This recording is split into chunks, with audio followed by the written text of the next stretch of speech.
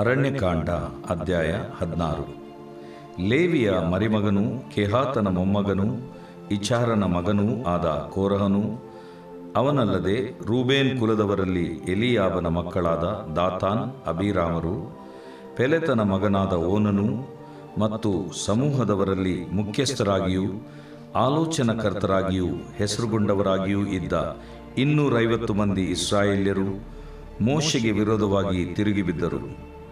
ಅವರು ಒಟ್ಟಾಗಿ ಕೂಡಿಕೊಂಡು ಮೋಶೆ ಆರೋನರ ಬಳಿಗೆ ಬಂದು ಅವರಿಗೆ, ನಿಮ್ಮಿಂದ ಸಾಕಾಯಿತು, ಈ ಸಮೂಹದವರಲ್ಲಿ ಪ್ರತಿಯೊಬ್ಬನೂ ದೇವರಿಗೆ ಪ್ರತಿಷ್ಠಿತನೇ, ಯೆಹೋವನು ಇವರೆಲ್ಲರ ಮಧ್ಯದಲ್ಲಿ ಇದ್ದಾನಲ್ಲವೇ? ಹೀಗಿರಲಾಗಿ ಯೆಹೋವನ ಸಮೂಹದವರಿಗಿಂತಲೂ ನಿಮ್ಮನ್ನು ನೀವೇ ಹೆಚ್ಚಿಸಿಕೊಳ್ಳುವುದೇನು ಎಂದು ಹೇಳಿದರು. ಮೋಶೆ ಆ ಮಾತನ್ನು ಕೇಳಿ ಅಡ್ಡಬಿದ್ದು ಕೋರಹನಿಗೂ ಅವನೆಲ್ಲ ಸಮೂಹದವರಿಗೂ, ತನ್ನವರು ಯಾರೆಂಬುದನ್ನು ಯೆಹೋವನು ನಾಳೆ ತಿಳಿಸುವನು. ಯಾರನ್ನು ಯೆಹೋವನು ಪ್ರತಿಷ್ಠಿಸಿದ್ದಾನೋ, ಯಾರನ್ನು ತಾನೇ ಆದುಕೊಂಡಿದ್ದಾನೋ ಅವರನ್ನು ಮಾತ್ರ ಆತನು ತನ್ನ ಹತ್ತಿರಕ್ಕೆ ಬರಗೊಡಿಸುವನು. ನೀವು ಹೀಗೆ ಮಾಡಿರಿ. ನೀವೆಲ್ಲರೂ, ಅಂದರೆ ಕೋರಹನು ಅವನ ಸಮೂಹದವರೆಲ್ಲರೂ, ಧೂಪಾರತಿಗಳನ್ನು ತೆಗೆದುಕೊಂಡು ಅವುಗಳಲ್ಲಿ ಕೆಂಡಗಳನ್ನಿಟ್ಟು ನಾಳೆ ಯೆಹೋವನ ಸನ್ನಿಧಿಯಲ್ಲಿ ಧೂಪ ಹಾಕಿರಿ. ಆಗ ಯೆಹೋವನು ಯಾರನ್ನು ಮೆಚ್ಚುವನೋ ಅವನೇ ದೇವರಿಗೆ ಪ್ರತಿಷ್ಠಿತನೆಂದು ತಿಳುಕೊಳ್ಳುವಿರಿ. ಲೇವಿಯರೇ, ನಿಮ್ಮಿಂದ ಸಾಕಾಯಿತು ಎಂದು ಹೇಳಿದನು. ಮೋಶೆ ಕೋರಹನಿಗೆ, ಲೇವಿಯರೇ ಕೇಳಿರಿ, ಇಸ್ರಾಯೇಲ್ಯರ ದೇವರು ಅವರ ಸಮೂಹದವರಿಂದ ನಿಮ್ಮನ್ನು ಪ್ರತ್ಯೇಕಿಸಿ ತನ್ನ ಗುಡಾರದ ಪರಿಚರ್ಯವನ್ನು ಮಾಡಲು, ಸರ್ವ ಸಮೂಹದವರಿಗೋಸ್ಕರ ಸೇವೆಯನ್ನು ಮಾಡಲು ಕೋರಹನೇ ನಿನ್ನನ್ನು ನಿನ್ನ ಸ್ವಕುಲದವರಾದ ಲೇವಿಯರನ್ನು ತನ್ನ ಹತ್ತಿರ ಇಟ್ಟುಕೊಂಡದ್ದು ಅಲ್ಪ ಕಾರ್ಯವೆಂದು ನಿಮಗೆ ಕಾಣುತ್ತದೋ? ಯಾಜಕತ್ವವು ನಿಮಗೆ ಆಗಬೇಕೆಂದು ಕೋರುತ್ತೀರಾ? ನೀನು ನಿನ್ನ ಸಮೂಹದವರೆಲ್ಲರೂ ಯೆಹೋವನಿಗೆ ವಿರೋಧವಾಗಿ ಕೂಡಿಕೊಂಡವರು, ಆರೋನನಿಗೆ ವಿರೋಧವಾಗಿ ಗುಣುಗುಟ್ಟುವುದೇನು ಎಂದು ಹೇಳಿದನು. ಮೋಶೆಯು ಎಲಿಯಾಬನ ಮಕ್ಕಳಾದ ದಾತಾನ್, ಅಬೀರಾಮರನ್ನು ಕರೆ ಕಳುಹಿಸಲಾಗಿ ಅವರು ಅವನಿಗೆ, ನಾವು ಬರುವುದಿಲ್ಲ. ನೀನು ಹಾಲು ಜೇನು ಹರಿಯುವ ದೇಶದಿಂದ ನಮ್ಮನ್ನು ಕರಕೊಂಡು ಬಂದು ಮರಳು ಕಾಡಿನಲ್ಲಿ ಸಾಯಿಸುವುದು ಅಲ್ಪ ಕಾರ್ಯವೆಂದು ಎಣಿಸಿ ನಮ್ಮ ಮೇಲೆ ದೊರೆತನ ಮಾಡಬೇಕೆಂದು ಕೋರುತ್ತೀಯೋ? ಅಷ್ಟು ಮಾತ್ರವೇ ಅಲ್ಲ, ಹಾಲು ಜೇನು ಹರಿಯುವ ದೇಶಕ್ಕೆ ನಮ್ಮನ್ನು ಸೇರಿಸಲಿಲ್ಲವಲ್ಲ. ಹೊಲಗಳನ್ನು, ದ್ರಾಕ್ಷೆ ತೋಟಗಳನ್ನು ನಮಗೆ ಸ್ವಂತಕ್ಕೆ ಕೊಡಲೇ ಇಲ್ಲ. ಈ ಜನರ ಕಣ್ಣಿಗೆ ಮಣ್ಣು ಹಾಕಬೇಕೆಂದಿದೆಯೋ? ನಾವು ಬರುವುದಿಲ್ಲ ಎಂದು ಹೇಳಿದರು. ಅದಕ್ಕೆ ಮೋಶೆ ಬಹು ಕೋಪಗೊಂಡು ಯೆಹೋವನಿಗೆ, ನೀನು ಅವರ ನೈವೇದ್ಯವನ್ನು ಲಕ್ಷ್ಯಕ್ಕೆ ತೆಗೆದುಕೊಳ್ಳಬೇಡ. ನಾನು ಅವರಿಂದ ಒಂದು ಕತ್ತೆಯನ್ನಾದರೂ ತೆಗೆದುಕೊಂಡವನಲ್ಲ, ಅವರಲ್ಲಿ ಒಬ್ಬನಿಗಾದರೂ ಹಾನಿ ಮಾಡಿದವನಲ್ಲ ಎಂದು ಮನವಿ ಮಾಡಿದನು. ಮೋಶೆ ಕೋರಹನಿಗೆ, ನಾಳೆ ನೀನು ನಿನ್ನ ಸಮೂಹದವರೆಲ್ಲರೂ ಆರೋನನು ಯೆಹೋವನ ಸನ್ನಿಧಿಗೆ ಬರಬೇಕು. ಅವರಲ್ಲಿ ಒಬ್ಬೊಬ್ಬನು ತನ್ನ ತನ್ನ ಧೂಪಾರತಿಯನ್ನು, ಅಂದರೆ ಒಟ್ಟಾಗಿ 250 ಧೂಪಾರತಿಗಳನ್ನು ತೆಗೆದುಕೊಂಡು ಧೂಪ ಹಾಕಿ ಯೆಹೋವನ ಸನ್ನಿಧಿಗೆ ಬರಬೇಕು. ಹಾಗೆಯೇ ನೀನು ಆರೋನನು ನಿಮ್ಮ ನಿಮ್ಮ ಧೂಪಾರತಿಗಳನ್ನು ತೆಗೆದುಕೊಂಡು ಬರಬೇಕು ಎಂದು ಹೇಳಿದನು. ಅದಕ್ಕನುಸಾರವಾಗಿ ಅವರೆಲ್ಲರೂ ತಮ್ಮ ತಮ್ಮ ಧೂಪಾರತಿಗಳನ್ನು ಕೈಯಲ್ಲಿ ತೆಗೆದುಕೊಂಡು ಅವುಗಳಲ್ಲಿ ಕೆಂಡಗಳನ್ನಿಟ್ಟು ಧೂಪ ದ್ರವ್ಯಗಳನ್ನು ಹಾಕಿ ಮೋಶೆ ಆರೋನರ ಜೊತೆಯಲ್ಲಿ ದೇವದರ್ಶನದ ಗುಡಾರದ ಬಾಗಲಲ್ಲಿ ನಿಂತುಕೊಂಡರು. ಅದಲ್ಲದೆ ಕೋರಹನು ತಮಗೆ ಎದುರಾಗಿ ಸರ್ವ ಸಮೂಹದವರನ್ನು ದೇವದರ್ಶನದ ಗುಡಾರದ ಬಾಗಿಲಿನ ಹತ್ತಿರಕ್ಕೆ ಕೂಡಿಸಿದನು. ಆಗ ಯೆಹೋವನ ತೇಜಸ್ಸು ಸಮೂಹದವರೆಲ್ಲರಿಗೂ ಹೊಳೆಯಿತು. ಯೆಹೋವನು ಮೋಶೆ ಆರೋನರಿಗೆ, ನೀವು ಈ ಸಮೂಹದವರಿಂದ ಪ್ರತ್ಯೇಕವಾಗಿ ನಿಲ್ಲಿರಿ, ನಾನು ಇವರನ್ನು ಒಂದು ಕ್ಷಣದಲ್ಲಿ ಭಸ್ಮ ಮಾಡುತ್ತೇನೆ ಎಂದು ಆಜ್ಞಾಪಿಸಲಾಗಿ ಅವರು ಅಡ್ಡಬಿದ್ದು, ದೇವರೇ, ಎಲ್ಲ ಮನುಷ್ಯರ ಆತ್ಮಗಳಿಗೆ ದೇವರಾಗಿರುವವನೇ, ಇವರಲ್ಲಿ ದೋಷಿಯಾದವನು ಒಬ್ಬನೇ ಆಗಿರಲಾಗಿ ಸಮೂಹದವರೆಲ್ಲರ ಮೇಲೆ ಕೋಪಗೊಳ್ಳಬಹುದೋ ಎಂದು ಭಿನ್ನಯಿಸಲಾಗಿ ಯೆಹೋವನು ಮೋಶೆಗೆ, ಇಸ್ರಾಯೇಲ್ಯರ ಸಮೂಹದವರು ಕೋರಹ, ದಾತಾನ್, ಅಬೀರಾಮರ ಗುಡಾರದ ಸುತ್ತಲಿರದೆ ದೂರವಿರಬೇಕೆಂದು ಅವರಿಗೆ ಆಜ್ಞಾಪಿಸು ಎಂದು ಹೇಳಿದನು. ಆಗ ಮೋಶೆ ಎದ್ದು ದಾತಾನ್, ಅಬೀರಾಮರ ಬಳಿಗೆ ಹೋದನು. ಇಸ್ರಾಯೇಲ್ಯರ ಹಿರಿಯರು ಅವನ ಹಿಂದೆ ಹೋದರು. ಅವನು ಇಸ್ರಾಯೇಲ್ಯರ ಸಮೂಹದವರಿಗೆ, ಈ ದುಷ್ಟರ ಡೇರೆಗಳ ಬಳಿಯಲ್ಲಿ ಇರದೆ ದೂರ ಹೋಗಬೇಕು. ಇವರ ಸೊತ್ತಿನಲ್ಲಿ ಯಾವುದನ್ನೂ ಮುಟ್ಟಬಾರದು. ಇವರ ದೋಷಗಳಿಗಾಗಿ ಉಂಟಾಗುವ ಶಿಕ್ಷೆ ನಿಮ್ಮನ್ನು ಕೊಚ್ಚಿಕೊಂಡು ಹೋದೀತು ಎಂದು ಹೇಳಿದನು. ಆದ ಕಾರಣ ಅವರೆಲ್ಲರೂ ಕೋರಹ, ದಾತಾನ್, ಅಬೀರಾಮರ ಗುಡಾರದ ಸುತ್ತಲಿರದೆ ಬೇರೆ ಹೋದರು. ದಾತಾನ್, ಅಬೀರಾಮರು, ಅವರ ಹೆಂಡರು, ಮಕ್ಕಳು, ಅವರಿಗೆ ಸಂಬಂಧಪಟ್ಟವರೆಲ್ಲರೂ ಹೊರಗೆ ಬಂದು ತಮ್ಮ ತಮ್ಮ ಡೇರೆಗಳ ಬಾಗಿಲುಗಳಲ್ಲಿ ನಿಂತುಕೊಂಡರು. ದೇವರು ಪ್ರೀತಿಸುವ ಪ್ರೀತಿಯ ಬಿಗ್ ಜೆ ಟಿ ವಿ ವೀಕ್ಷಕರಿಗೆ ಕರ್ತನಾದ ಯೇಸು ಕ್ರಿಸ್ತನ ಹೆಸರಿನಲ್ಲಿ ನಿಮಗೆ ವಂದನೆಗಳು. ಬನ್ನಿರಿ, ದೇವರ ವಾಕ್ಯವನ್ನು ನಾವು ಅಧ್ಯಯನ ಮಾಡಿಕೊಳ್ಳೋಣ. ಇಂದಿನ ನಮ್ಮ ಅಧ್ಯಯನ ಅರಣ್ಯಕಾಂಡ 16ನೇ ಅಧ್ಯಾಯ. The book of numbers chapter 16. 15ನೇ ಅಧ್ಯಾಯ 30-31. ಅರಣ್ಯಕಾಂಡದಲ್ಲಿ ಸ್ವದೇಶದವನಾಗಲಿ, ಅಂದರೆ ಇಸ್ರಾಯೇಲ್ನವನಾಗಲಿ, ವಿಶ್ವಾಸಿ ಆಗಲಿ, ಅನ್ಯ ದೇಶದವನಾಗಲಿ, ಅವಿಶ್ವಾಸಿ ಆಗಲಿ, ಇಸ್ರಾಯೇಲ್ರಲ್ಲದವನಾಗಲಿ, ಯಾವನಾದರೂ ಯಾರೇ ಇರಲಿ, ಮನಪೂರ್ವಕವಾಗಿ ಹಠದಿಂದ ಪಾಪವನ್ನು ಮಾಡಿದರೆ ಅವನು ದೇವರನ್ನು ದೂಷಿಸಿದವನಾಗಿದ್ದಾನೆ. ಅವನನ್ನು ಕುಲದಿಂದ ತೆಗೆದು ಹಾಕಬೇಕು, ಹೊರಗೆ ಹಾಕಬೇಕು. ಯಾಕಂದರೆ ಆ ಮನುಷ್ಯನು ಯೆಹೋವನ ಮಾತನ್ನು ತಾತ್ಸಾರ ಮಾಡಿದ್ದರಿಂದ, ಆ ದೇವರ ವಾಕ್ಯವನ್ನು ಮೀರಿದ್ದರಿಂದ ಅವನು ತನ್ನ ಪಾಪದ ಫಲವನ್ನು ಅನುಭವಿಸಬೇಕು. ಪರಿಹಾರ ಇಲ್ಲ ಎಂಬಂಥ ಭಯಂಕರವಾದಂಥ ಮಾತು ಅರಣ್ಯಕಾಂಡ 15:30-31 ಇದೆ. ಈ ಒಂದು ಕಾರಣದಿಂದಲೇ ದಾವೀದನು ಒಂದು ಪ್ರಾರ್ಥನೆ ಮಾಡ್ತಾನೆ. ಆ ಒಂದು ವಾಕ್ಯ ನನಗೆ ನೆನಪಿಗೆ ಬರ್ತಾ ಇದೆ. ಕೀರ್ತನೆಯಲ್ಲಿ ಆ ವಾಕ್ಯ ಇದೆ. ಕೀರ್ತನೆ 19ನೇ ಅಧ್ಯಾಯ. ಈ ಕೀರ್ತನೆ 19 ಬರೆದಂಥ ವ್ಯಕ್ತಿ ದಾವೀದನು.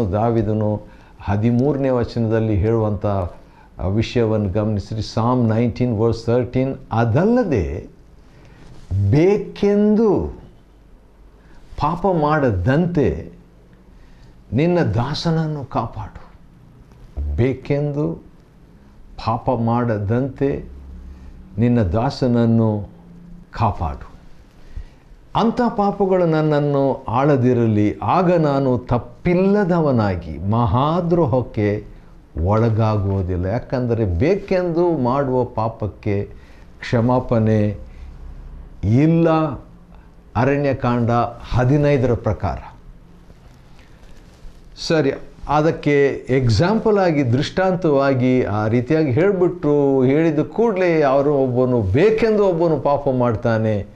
ಅದು ಆ ಸಬ್ಬತ್ತಿನ ಸೌದೆಯನ್ನು ಅಥವಾ ಕಟ್ಟಿಗೆಯನ್ನು ಕೂಡಿಸ್ತಾ ಇರುವಾಗ ಈ ಬೇಕೆಂದು ಪಾಪ ಇವನು ಮಾಡಿಬಿಟ್ಟ, ಈಗೇನು ಮಾಡಬೇಕು ಆ ವ್ಯಕ್ತಿ ಅಂತ ದೇವ್ರ ಸನ್ನಿಧಾನದಲ್ಲಿ ಕೇಳುವಾಗ ದೇವರು ಸರ್ವ ಸಮೂಹದವರು ಆ ಮನುಷ್ಯನನ್ನು ಪಾಳ್ಯದ ಹೊರೆ ಕರ್ಕೊಂಡು ಹೋಗಿ ಕಲ್ಲೆಸೆದು ಕೊಲ್ಲಬೇಕು. ಪರಿಹಾರ ಇಲ್ಲ, ಕ್ಷಮಾಪಣೆ ಇಲ್ಲ. ಇದು ಹಳೆ ಒಡಂಬಡಿಕೆಯ ಧರ್ಮಶಾಸ್ತ್ರದ ಪರಿಮಿತಿ ಅಂತ ಕೂಡ ಹೇಳ್ಬೋದು, ಅಥವಾ ನಿಯಮ ಅಂತ ನಾವು ಹೇಳ್ಬೋದು. ನಾವು 16ನೇ ಅಧ್ಯಾಯದಲ್ಲಿ ಈಗ ನೋಡಲಿಕ್ಕಿದ್ದೆ. 1ನೇ ವಚನ, ಲೇವಿಯ ಸಂಬಂಧಿಕರಲ್ಲಿ ಮರಿಮಗನು, ಕೆಹಾತನ ಮೊಮ್ಮಗನು, ಇಚ್ಚಾರನ ಮಗನೂ ಆದ ಕೋರಹನು. 1ನೇದು ಕೋರ, 2ನೇದು ದಾತಾನ್, 3ನೇದು ಅಭಿರಾಮ್, 4ನೇದು ಓನನು. 4 ಜನರು ಇವರು, ಈ ಲೇವಿಯರು. ಇವರೆಲ್ಲ ಭಾಳ ದೊಡ್ಡ ವ್ಯಕ್ತಿಗಳು, ಸೇವಕರು, ಮತ್ತು ಅವರ ಜೊತೆಯಲ್ಲಿ ಮುಖ್ಯಸ್ಥರಾಗಿ, ಆಲೋಚನಾಕರ್ತರಾಗಿ, ಹೆಸರುಗೊಂಡವರಾಗಿ 250 ಜನರಿದ್ದರು. 4 + 250, 254 ಜನರು ಸೇರಿ ಮೋಶೆಗೆ ವಿರುದ್ಧವಾಗಿ ಬೇಕೆಂದು ಮನಪೂರ್ವಕವಾಗಿ ಹಠದಿಂದ ತಿರುಗಿ ಬೀಳ್ತಾರೆ. ಸರಿ, ಈ 4 ಜನರ ಹೆಸರು ಇನ್ನೊಂದು ಸಾರಿ ಹೇಳ್ತೀನಿ. ಅವರ ಹೆಸರುಗಳ ಅರ್ಥ ಕೂಡ ನಾವು ತಿಳ್ಕೊಳ್ಳೋದು ಒಳ್ಳೆಯದು. ಕೋರ, ಅರಣ್ಯಕಾಂಡ 16:1, ನಂಬರ್ 16:1. ಕೋರ ಎಂಬ ಹೆಸರಿನ ಅರ್ಥ ಹಿಮ, ಐಸ್. ಎರಡನೇದಾಗಿ ದಾತಾನ್ ಎಂಬ ಹೆಸರಿನ ಅರ್ಥ ಬುಗ್ಗೆ ಅಥವಾ ಬಾವಿಗೆ ಸೇರಿದಾತನು ಅಥವಾ ಬುಗ್ಗೆಗೆ ಸೇರಿದಾತನು ಅಂತ ಹೇಳ್ಬಿಟ್ಟು. ಮೂರನೇದಾಗಿ ಅಭಿರಾಮ್, ಅಂತೇಳಿದರೆ ಅಪ್ಪ ಅಥವಾ ತಂದೆ, ರಾಮ್ ಅಂತೇಳಿದರೆ ಉನ್ನತ. ಅಭಿರಾಮ್ ಉನ್ನತ ತಂದೆ ಅಥವಾ ಉನ್ನತನಾಗಿರುವ ತಂದೆ ಎಂಬ ಹೆಸರು ಅಭಿರಾಮ್. ಅನಂತರ ಇನ್ನೊಬ್ಬ ವ್ಯಕ್ತಿ ಚಿಕ್ಕ ಮನುಷ್ಯ ಅಂತ ಹೇಳಬಾರ್ದು, ಆದರೆ ಹೆಚ್ಚಾಗಿ ಅವನ ಹೆಸರು ನಮಗೆ ಅಷ್ಟೇನು ಗೊತ್ತಾಗಲ್ಲ. ಅದರಲ್ಲಿಯೂ ಇಂಗ್ಲೀಷ್ ಬಂದುಬಿಟ್ರೆ, ಇಂಗ್ಲೀಷ್ ಭಾಷಾಂತರದಲ್ಲಿ ಅಂತೂ ಅವನ ಹೆಸರನ್ನು ಮಿಸ್ ಮಾಡ್ಕೊಂಡ್ಬಿಡ್ತೀವಿ. ಕನ್ನಡದಲ್ಲಿ ಅವನ ಹೆಸರು ಓನನು. ಇಂಗ್ಲೀಷ್ನಲ್ಲಿ ON ಇರೋದರಿಂದ ಆನ್ ಅಂತ ತಿಳ್ಕೊಂಡು ಅದು ಹೆಸರಲ್ಲ, ಇವರೆಲ್ಲ ಮೇಲೆ ಇದ್ದರು ಅಂತ ತಿಳ್ಕೊಂಡ್ಬಿಡ್ತೀವಿ. ಆದರೆ ಹೆಸರೇ ಆನ್. ಆ ಕನ್ನಡದಲ್ಲಿ ಓನನು ಅಂತ ಹೇಳಿದರೆ ಪ್ರಯತ್ನ ಎಂಬುದಾಗಿ ಆ ಹೆಸರಿನ ಅರ್ಥ. ಹಾಗಾದರೆ 4 ಜನರು, ಕೋರ ಎಂಬ ಹೆಸರುಳ್ಳಂಥ ಐಸ್ ಅಥವಾ ಹಿಮ, ಮತ್ತು ಕೋರ, ದಾತಾನ್ ಬಾವಿ ಬುಗ್ಗೆ, ಮತ್ತು ಅಭಿರಾಮ್ ಉನ್ನತ ತಂದೆ, ಓನನು ಪ್ರಯತ್ನ ಅಥವಾ ಸಾಮರ್ಥ್ಯ ಎಂಬ ಅರ್ಥವುಳ್ಳಂಥ ಹೆಸರು ಈ ಓನನ ಹೆಸರು. ಈ 4 ಜನರು ಸೇರಿಕೊಂಡು ಇಸ್ರಾಯೇಲರ ಮುಖಂಡರು, ಲೇವಿಯರು, ಇವರೆಲ್ಲರೂ ಲೇವಿಯರು ಮತ್ತು 250 ಜನರು ಸೇರಿಕೊಂಡು ಮೋಶೆಗೆ ವಿರುದ್ಧವಾಗಿ ತಿರುಗಿ ಬಿದ್ದು ಅವರು ಹೇಳುವಂಥ ಮಾತು, ಅವರು ಒಟ್ಟಾಗಿ ಕೂಡಿಕೊಂಡು ಮೋಶೆ ಆರೋನರ ಬಳಿಗೆ ಬಂದು ಏನಂತ ಹೇಳ್ತಾರೆ, ನಮ್ಮಿಂದ ಸಾಕಾಯಿತು ಅಂತ ಹೇಳಿದ್ರೆ ಚೆನ್ನಾಗಿರ್ತಿತ್ತು. ಆದರೆ ಅವ್ರು ಹೇಳೋದು ನಿಮ್ಮಿಂದ ಸಾಕಾಯಿತು. ಯಾರು? ಮೋಶೆ ಆರೋನ್ರೇ, ನಿಮ್ಮಿಂದ ಸಾಕಾಯಿತು. ಈ ಸಮೂಹದವರಲ್ಲಿ ಪ್ರತಿಯೊಬ್ಬನು ದೇವರಿಗೆ ಪ್ರತಿಷ್ಠೆ, ಎಲ್ಲರೂ ಈಕ್ವಲ್ ಆಗಿರ್ತಾರೆ. ಪ್ರತಿಯೊಬ್ಬೊಬ್ಬರು ದೇವರಿಗೆ ಪ್ರತಿಷ್ಠಿತರು. ಯೆಹೋವನು ಇವರೆಲ್ಲರ ಮಧ್ಯದಲ್ಲಿ ಇದ್ದಾನಲ್ಲ, ಆದ ಕಾರಣ ಎಲ್ಲರೂ ಈಕ್ವಲು, ಎಲ್ಲರೂ ಸಮಾನ. ಹೀಗಿರಲಾಗಿ ಯೆಹೋವನ ಸಮೂಹದವರಿಗಿಂತಲೂ ನಿಮ್ಮನ್ನು ನೀವೇ ಹೆಚ್ಚಿಸಿಕೊಳ್ಳುವುದೇನು? ಹೆಚ್ಚಿಸಿಕೊಂಡ್ರ ಮೋಶೆ ಆರೋನರು? ಹೆಚ್ಚಿಸಿಕೊಳ್ಳಲಿಲ್ಲ. ನಿಮ್ಮನ್ನು ನೀವೇ ಇವರು ಊಹೆ ಮಾಡಿಕೊಳ್ತಿದ್ದಾರೆ. ನಿಮ್ಮನ್ನು ಹೆಚ್ಚಿಸಿಕೊಂಡದ್ದು ಏನು ಎಂದು ಹೇಳಿದರು. ಆಗ ಮೋಶೆಯ ಮಾತನ್ನು ಕೇಳಿ ಅಡ್ಡ ಬಿದ್ದು, ಯಾವಾಗ ವೈರಿಗಳು ನಮಗೆ ವಿರುದ್ಧವಾಗಿ ದೇವರ ಮನುಷ್ಯನ, ಅದು ಅಭಿಷಿಕ್ತನಾದ ದೇವರ ಮನುಷ್ಯನಿಗೆ ವಿರುದ್ಧವಾಗಿ ಮಾತನಾಡಿದಾಗ ಅಭಿಷಿಕ್ತನ ಆ ಒಂದು ದೇವ ಮನುಷ್ಯನ ಪ್ರತಿಕ್ರಿಯೆಯನ್ನು ದೇವರ ಮುಂದೆ ಆರಾಧನೆ ಮಾಡೋದು, ಅಡ್ಡ ಬೀಳೋದು. ಯಾಕಂದರೆ ಅವರು ದೇವರ ಸೇವಕರಿಗೆ ವಿರುದ್ಧವಾಗಿ ಮಾತಾಡಿದಾಗ ದೇವರಿಗೇ ವಿರುದ್ಧವಾಗಿ ಮಾತಾಡಿದ ಹಾಗೆ. ಆದ ಕಾರಣ ಅಡ್ಡ ಬಿದ್ದು ಕಡೆಗೆ ಅವನೆಲ್ಲ ಸಮೂಹದವರಿಗೂ ಕೋರಾನಿಗೂ, ಯಾಕಂದರೆ ಮೇನ್ ಲೀಡರ್ ಆತನೇ ಆಗಿದ್ದ ಕೋರ, ಐಸ್ ಎಂಬ ವ್ಯಕ್ತಿ, ಹಿಮ, ತನ್ನವರು ಯಾರೆಂಬುದನ್ನು 5ನೇ ವಚನ, ಯೆಹೋವನು ನಾಳೆ ತಿಳಿಸುವನು. ನಾಳೆ ದೇವರು ತೋರಿಸ್ತಾನೆ ನಿಮಗೆ ಯಾರನ್ನು ಯೆಹೋವನು ಪ್ರತಿಷ್ಠೆಯನ್ನು, ಯಾರನ್ನು ತಾನು ಆದುಕೊಂಡಿದ್ದಾನೋ ಅವರನ್ನು ಮಾತ್ರ ಆತನು ತನ್ನ ಹತ್ತಿರಕ್ಕೆ ಬರಗೋಡಿಸುವನು ಅಂತ ಹೇಳ್ಬಿಟ್ಟು, ಈಗ ಒಂದು ಕೆಲಸ ಮಾಡಿರಿ. ಅದೇನಂತ ಹೇಳಿದ್ರೆ, ನಿಮ್ಮ ಧೂಪಾರತಿಗಳನ್ನು ತೆಗೆದುಕೊಂಡು ಅವುಗಳಲ್ಲಿ ಕೆಂಡಗಳನ್ನು ಇಟ್ಟುಕೊಂಡು ನಾಳೆ ಯೆಹೋವನ ಸನ್ನಿಧಿಯಲ್ಲಿ ಧೂಪ ಹಾಕಿರಿ. ಆಗ ಯೆಹೋವನು ಯಾರನ್ನು ಮೆಚ್ಚುತ್ತಾನೋ ನೋಡೋಣ. ಚಾಲೆಂಜ್, ಸವಾಲು ಎಂಬುದಾಗಿ ಹೇಳಿದರು. ಸರಿ ಅಂತ ಅವರು ಕೂಡ ಅದಕ್ಕೆ ಒಪ್ಪಿಕೊಂಡ್ರು. ಇದು ದೊಡ್ಡ ಅಧ್ಯಾಯವಾಗಿರೋದ್ರಿಂದ ಅರಣ್ಯಕಾಂಡ 16ನೇ ಅಧ್ಯಾಯ 1-27 ಮಾತ್ರ ನಾವು ಈಗ ನೋಡಿಕೊಂಡು, 2ನೇ ಭಾಗವಾಗಿ ಅರಣ್ಯಕಾಂಡ 27ರಿಂದ 2ನೇ ಭಾಗ 50ರಿಂದ ನಾವು ನೋಡಿಕೊಳ್ಳಿಕ್ಕಿದ್ದೇವೆ. ಸರಿ, ಆ ರೀತಿಯಾಗಿ ಚಾಲೆಂಜ್ ಮಾಡಿದಾಗ ಅವರೆಲ್ಲರೂ ಒಂದು ಕಡೆ ಕೋರ, ದಾತಾನ್, ಅಭಿರಾಮ್, ಓನನು, ಇವರೆಲ್ಲರೂ 4 ಜನರು, 250 ಜನರು ಈ ಕಡೆ, 254 ಜನರು, ಇವರೆಲ್ಲರೂ ಸೇರಿಕೊಂಡು ಧೂಪ ಹಾಕಲಿಕ್ಕೆ ಬರ್ತಾ ಇದ್ದಾಗ ಇದನ್ನು ಅಲ್ಪ ಕಾರ್ಯವಂತ ಅಂತ ಹೇಳ್ಬಿಟ್ಟು ನೀವು ಹೇಳ್ತೀರಾ, ನೀನು ಈ ರೀತಿಯಾಗಿ ಮಾಡಿದ್ದು ನಾಳೆ ನಿಮಗೆ ಗೊತ್ತಾಗ್ತದೆ, ನಿಮ್ಮ ರಿಸಲ್ಟ್ ನಾಳೆ ಬರ್ತದೆ ಎಂಬುದಾಗಿ, ನಾಳೆ ಎಂಬುದಾಗಿ ಎಲ್ಲರೂ ಬರ್ತಾರೆ. ಆವತ್ತು ರಾತ್ರಿ ಅವರು ನಿದ್ರೆ ಮಾಡಿದ್ರು ಏನೋ ಗೊತ್ತಿಲ್ಲ. ಆದರೆ ಆ ಸಂದರ್ಭದಲ್ಲಿ ಯೆಹೋವನ ತೇಜಸ್ಸು ಸಮೂಹದವರೆಲ್ಲರಿಗೂ ಹೊಳೆಯಿತು. ಯೆಹೋವನು ಮೋಶೆ ಆರೋನರಿಗೆ ಹೇಳಿದ್ದೇನೆಂದರೆ, ನೀವು ಸಪ್ರೇಟಾಗಿ ನಿಲ್ರಿ ಎಂಬುದಾಗಿ. ಅದೇ ರೀತಿಯಾಗಿ ದೇವರು ತಿರುಗಿ ಬಿದ್ದಂಥವ್ರನ್ನ ಒಂದು ಕಡೆ, ಅಂದರೆ ಆ ಕೋರಾ ಟೀಮ್ನವರಿದ್ದಾರಲ್ಲ ಅವರು, ಅವ್ರ ಕುಟುಂಬದವ್ರಿಗೆ ಸೇರಿದ್ದಲ್ಲ ಒಂದು ಕಡೆ, ಮತ್ತು ಇನ್ನೊಂದು ಕಡೆ ಆ ಮೋಶೆ ಆರೋನರು ಮತ್ತು ಇಸ್ರಾಯೇಲರು ನಿಂತರು. ಆ ರೀತಿಯಾಗಿ ನಿಂತಾಗ ಏನಾಯಿತು ಎಂಬುದಾಗಿ ಮುಂದಿನ ಸಂದೇಶದಲ್ಲಿ ಅದನ್ನು ನಾವು ನೋಡಿಕೊಳ್ಳಲಿಕ್ಕಿದ್ದೇವೆ. ಭಾಳ ವಿಚಿತ್ರವಾದಂಥ, ಭಾಳ ಇಂಟ್ರೆಸ್ಟಿಂಗ್ ಆಗಿರುವಂಥದ್ದು, ಭಯಂಕರವಾದದ್ದು, ಗಂಭೀರವಾದಂಥ ವಿಷಯವನ್ನು ನಾವು ನೋಡಿಕೊಳ್ಳಲಿಕ್ಕಿದ್ದೇವೆ. ಅರಣ್ಯಕಾಂಡ 16ನೇ ಅಧ್ಯಾಯ 27ನೇ ವಚನದ 2ನೇ ಭಾಗದಿಂದ 50ನೇ ವಚನದಲ್ಲಿ ಮುಂದೆ ಏನಾಗ್ತದೆ ಅಂತ ನಾವು ನೋಡಿಕೊಳ್ಳೋಣ. ಇದುವರೆಗೆ ನಾವು ಅರಣ್ಯಕಾಂಡ 16ನೇ ಅಧ್ಯಾಯ 1ರಿಂದ 27ನೇ ವಚನದವರೆಗೆ ನೋಡಿಕೊಳ್ಳುವಂತೆ ದೇವರು ನಮಗೆ ಕೃಪೆ ಕೊಟ್ಟದ್ದಕ್ಕಾಗಿ ದೇವರಿಗೆ ಸ್ತೋತ್ರವಾಗಲಿ. ದೇವರು ನಿಮ್ಮನ್ನು ಆಶೀರ್ವದಿಸಲಿ.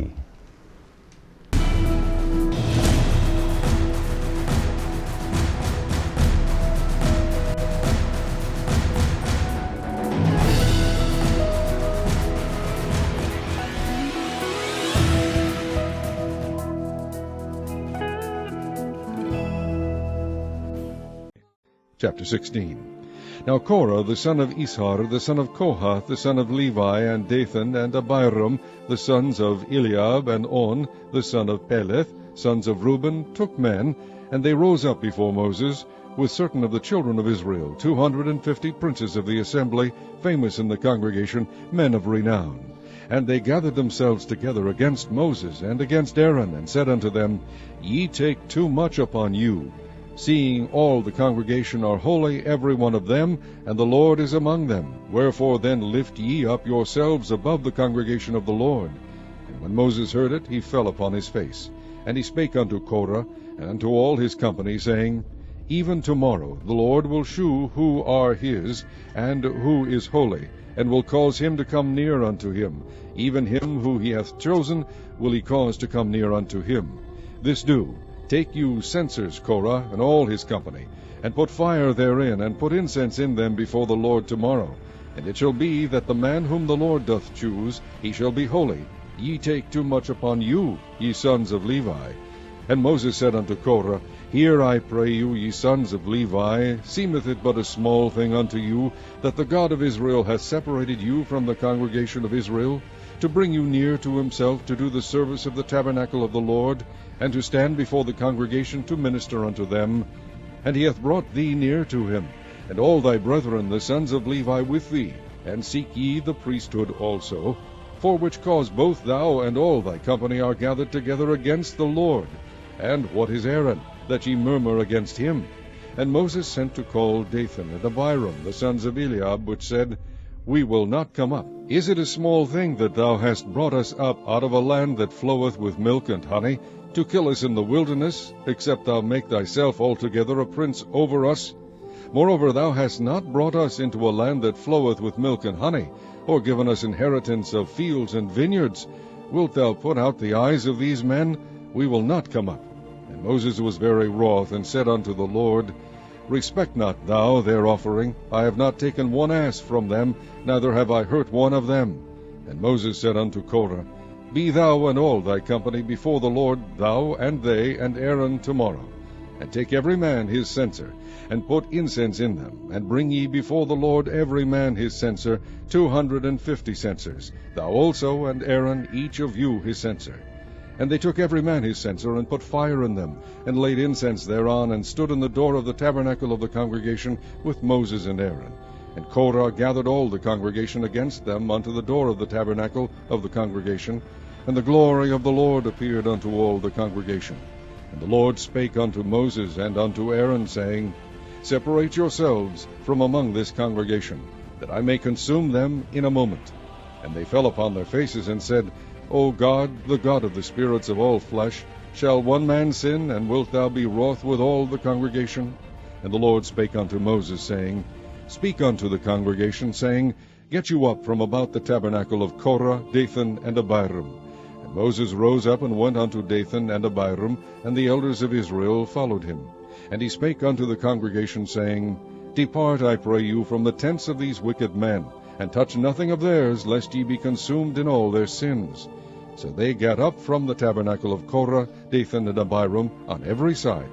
And Dathan and Abiram came out, and stood in the door of their tents, and their wives, and their sons, and their little children.